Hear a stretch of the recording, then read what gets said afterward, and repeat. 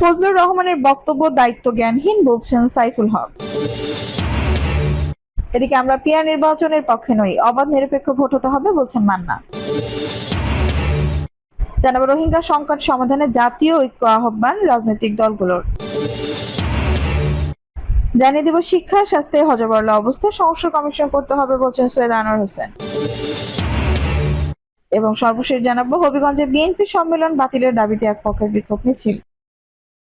দর্শক শুনছিলেন সংবাদ শিরোনাম, এখন বিস্তারিত। ফজলুর রহমানের বক্তব্য দায়িত্বজ্ঞানহীন, বলছেন সাইফুল হক। বিএনপি নেতা ফজলুর রহমানের সাম্প্রতিক বক্তব্যকে দায়িত্বজ্ঞানহীন বলে আখ্যা দিয়েছে বাংলাদেশের বিপ্লবী ওয়ার্কার্স পার্টি দলীয় সাধারণ সম্পাদক সাইফুল হক। বলেন, জুলাই আগস্টের গণঅভ্যুত্থানে যেখানে 1,500 থেকে 2,000 তরুণ শ্রমিক শহীদ হয়েছেন, সেখানে এমন আত্মদানকে ছোট করা বা হেয় করা কোনোভাবেই দায়িত্বশীল রাজনৈতিক আচরণ নয়। এতে গণঅভ্যুত্থানের ফ্রন্ট লাইন থাকা কর্মী সমর্থকরা আহত হয়েছেন। সোমবার রাজধানীর সেগুনবাগিচায় বাংলাদেশের বিপ্লবী ওয়ার্কার্স পার্টির মিলনায়তনে আয়োজিত এক সংবাদ সম্মেলনে সাংবাদিকদের প্রশ্নের জবাবে এসব কথা বলেন তিনি। সাইফুল হক বলেন, রাজনৈতিক নেতাদের ব্যক্তিগত অবস্থান থাকতে পারে, তবে মুক্তিযুদ্ধ সহ জাতীয় ইতিহাসের সংবেদনশীল প্রশ্নে কাউকে আঘাত করার মতো বক্তব্য দেওয়া উচিত নয়। ফজলুর রহমান বাসার সামনে বিক্ষোভ প্রসঙ্গে তিনি বলেন, আমি অনলাইনে দেখেছি তার গ্রেপ্তারের দাবিতে মানুষ সমবেত হয়েছেন, তবে দেশে আইন আদালত আছে। কেউ আহত হলে মামলা করার সুযোগ রয়েছে। মত প্রকাশের স্বাধীনতার জন্যই তো এত আন্দোলন হয়েছে, তাই আইনকে পাশ কাটিয়ে সহিংসতা কোনোভাবেই গ্রহণযোগ্য নয়। বিপ্লবী ওয়ার্কার্স পার্টির সাধারণ সম্পাদক বলেন, মব সন্ত্রাসকে অনুমোদন দেওয়া যায় না।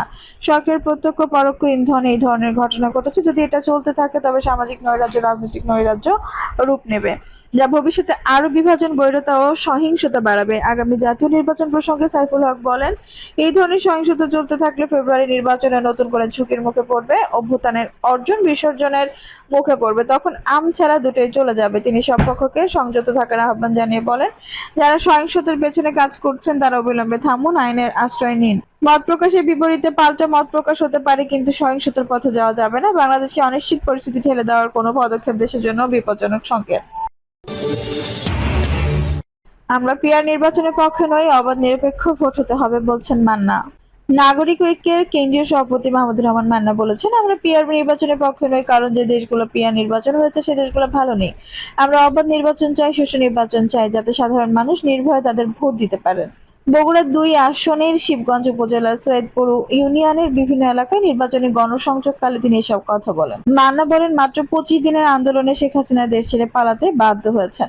1,500 মানুষ তাদের শরীরের তাজা রক্ত রাজপথে ঢেলে শহীদ হয়েছেন। এই আন্দোলন ছিল যার জন্য। তা কি হচ্ছে? দেশে এখন চাঁদাবাজি, দখলবাজি, ছিনতাই, রাহাজানি চলছে, হয়তো কিছু কমেছে। সারা দেশে এসব চলছে, বগুড়াতেও রয়েছে সব।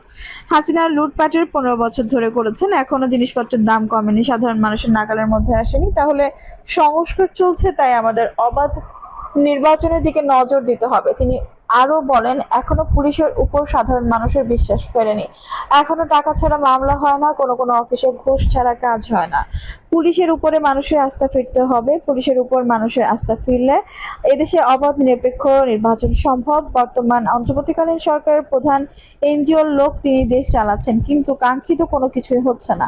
আমাদের সকলে মিলে তার পাশে থাকতে হবে, যাতে অবাধ নির্বাচন হয়।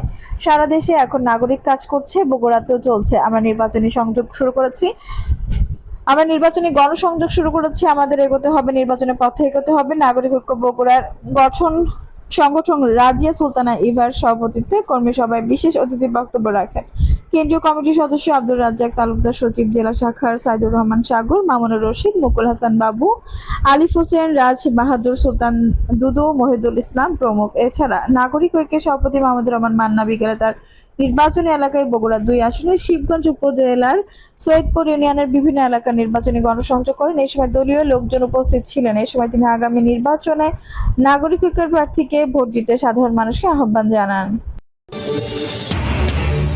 রোহিঙ্গা সংকট সমাধানে জাতীয় ঐক্যের আহ্বান রাজনৈতিক দলগুলোর। রোহিঙ্গা সংকট নিয়ে কক্সবাজারে আয়োজিত অংশীজন সংলাপে দেশের বিভিন্ন রাজনৈতিক দলের নেতারা বলেছেন, রোহিঙ্গা সমস্যার টেকসই সমাধানের জন্য জাতীয় ঐক্যের পাশাপাশি আন্তর্জাতিক সম্প্রদায়ের সক্রিয় ভূমিকা অপরিহার্য। তারা একযোগে নিরাপদ, মর্যাদাপূর্ণ ও টেকসই প্রত্যাবাসনের উপর গুরুত্ব আরোপ করেন। সোমবার কক্সবাজারে হোটেল বে ওয়াচে আয়োজিত সংলাপে অংশ নিয়ে রাজনৈতিক দলের প্রতিনিধিরা এমন অভিমত তুলে ধরেন। খবর বাসসের সংলাপে অংশ নিয়ে বাংলাদেশ জাতীয়তাবাদী দলের চেয়ারপারসন উপদেষ্টা ইসমাইল জবিউল্লাহ বলেন, অতীতে বিএনপি সরকার কূটনৈতিক প্রচেষ্টার মাধ্যমে রোহিঙ্গাদের সফল প্রত্যাবাসন নিশ্চিত করেছিল। তিনি অভিযোগ করেন, 2017 সালে শেখ হাসিনা সরকারের ব্যর্থতায় এই সংকট আরও জটিল আকার ধারণ করে। তিনি বলেন, এক্ষেত্রে মিয়ানমারের সক্রিয় অংশগ্রহণ ছাড়া কোনো সমাধান সম্ভব নয়। বিএনপি ক্ষমতায় গেলে আন্তর্জাতিক সম্প্রদায়ের সহযোগিতা রোহিঙ্গা ইস্যু সমাধানে অঙ্গীকারবদ্ধ থাকবে।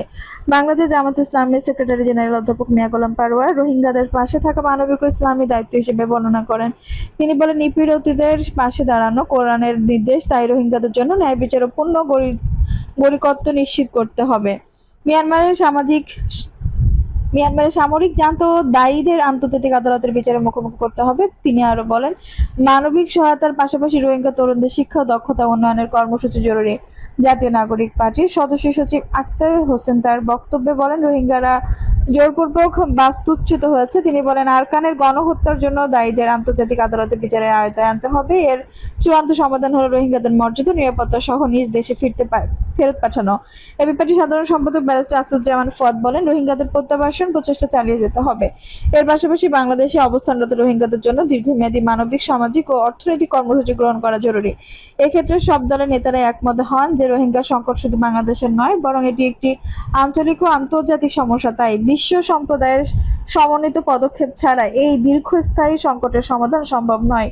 অধিবেশনে গণ অধিকার পরিষদের সাধারণ সম্পাদক রাশেদ খান, ইসলামী আন্দোলন বাংলাদেশের প্রেসিডিয়াম সদস্য অধ্যাপক আশরাফ আলী আকন সহ বেশ কয়েকটি রাজনৈতিক দলের প্রতিনিধিরা বক্তব্য রাখেন।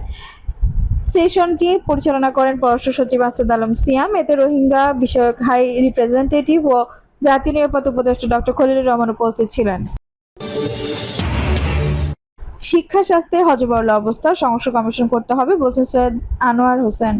শিক্ষাবিদ সৈয়দ আনোয়ার হোসেন বলেছেন, শিক্ষায় হযবরল অবস্থা, স্বাস্থ্যে হযবরল অবস্থা, এই দুই খাতে সংস্কার কমিশন করতে হবে। আজ সোমবার সকালে রাজধানীর সিডাপ মিলনায়তনে গণতান্ত্রিক পুনর্গঠনের জন্য সংলাপ শিক্ষা ও জনস্বাস্থ্য ব্যবস্থাতে এই একই কথা বলা হয়। আজ সোমবার সকালে রাজধানীর সিডাপ মিলনায়তনে গণতান্ত্রিক পুনর্গঠনের জন্য সংলাপ শিক্ষা ও জনস্বাস্থ্য শীর্ষক এক সংলাপে অংশ নিয়ে সৈয়দ আনোয়ার হোসেন এই কথাগুলো বলেন। সংলাপটি আয়োজন করেন centre for government strategy. Dhaka বিশ্ববিদ্যালয়ের ইতিহাস বিভাগের সাবেক অধ্যাপক সৈয়দ আনোয়ার হোসেন বলেন, সংবিধানে অন্তর্বর্তী সরকারের কথা বলা নেই। তিনি আরো বলেন, বর্তমান অন্তর্বর্তী সরকারের মেয়াদ কত দিন? এটি টিভি চ্যানেল টক শোয় অংশ নেওয়া সরকারের একজনের কাছে এই প্রশ্ন করেছিলেন। এই ব্যক্তি উত্তর দেয়নি, কেউ দিতেও পারবে না। সবাই জানেন অন্তর্বর্তী সরকারের মেয়াদ নির্বাচন পর্যন্ত, কিন্তু সেই নির্বাচন নিয়েও কেউ কেউ সংশয়ে আছেন। বাজারে গেলে স্পষ্ট হয় বলে জানান অধ্যাপক আনোয়ার হোসেন। বলেন, বাজারের ফর্দ শেষ হয় না, কিন্তু মানিব্যাগের টাকা শেষ হয়ে যায়। তিনি বলেন, সব মিলিয়ে দেশে এখন সুশাসন দরকার, সেটা হয়নি বলেই রাষ্ট্র ব্যবস্থা এত বিচ্যুতি। দেশে কোনো সরকার শিক্ষকদের মর্যাদা দেননি উল্লেখ করে সৈয়দ আনোয়ার হোসেন বলেন, শিক্ষকদের মর্যাদা দিতে হবে। বিগত সরকার শিক্ষকদের বেতন ভাতা নির্ধারণ করতে গিয়ে তৃতীয় পর্যায়ে নামিয়ে এনেছিল। এরপর শিক্ষকদের আন্দোলন করতে হয়েছে পদক্রমে। একজন সচিবের নিচে একজন অধ্যাপক কেন থাকবেন, এই প্রশ্ন তোলেন তিনি। হবিগঞ্জে বিএনপি সম্মেলন বাতিলের দাবিতে এক পক্ষের বিক্ষোভ মিছিল। হবিগঞ্জে জেলা বিএনপি সম্মেলন বাতিলের দাবিতে দলের একাংশের নেতাকর্মীদের হবিগঞ্জ শহরে বিক্ষোভ মিছিল সমাবেশ করেছেন। আজ সোমবার বিকেল 5টার দিকে বিক্ষুব্ধ নেতাকর্মীরা শহরের কোট মসজিদ এলাকায় সমবেত হয়ে এই কর্মসূচি পালন করেন। বিক্ষোভকারীদের অভিযোগ, তাদের পাশ কাটিয়ে কেন্দ্রীয় বিএনপি সাংগঠনিক সম্পাদক ও জেলা যুগ্ম আহ্বায়ক জিকে গাউস এই সম্মেলনের আয়োজন করেছেন। হবিগঞ্জ জেলা বিএনপির যুগ্ম আহ্বায়ক ও সাবেক নারী সংসদ সদস্য শাম্মী আক্তারের সভাপতিত্বে এই সমাবেশে বক্তারা বলেন, আগামী 6 সেপ্টেম্বর জেলা বিএনপি সম্মেলনে যে আয়োজন করা হয়েছে এর সঙ্গে নেতাকর্মীদের কোনো সম্পৃক্ততা নেই। ত্যাগী নেতাদের বাদ দিয়ে আওয়ামী লীগের দোসরদের নিয়ে উপজেলা কমিটি গঠন করা হয়েছে। সে লোকজনের দিয়ে জিকে গাউস তার সাজানো সম্মেলন করতে চান। দর্শক, এই ছিল এখনকার সর্বশেষ সংবাদ। নিউজটি ভালো লাগলে অবশ্যই একটা লাইক দিন, কমেন্ট, আপনার মূল্যবান মতামত জানান। সবসময় পাশে দেখতে সাবস্ক্রাইব করে বেল বাটনটি অন করে রাখুন। ধন্যবাদ।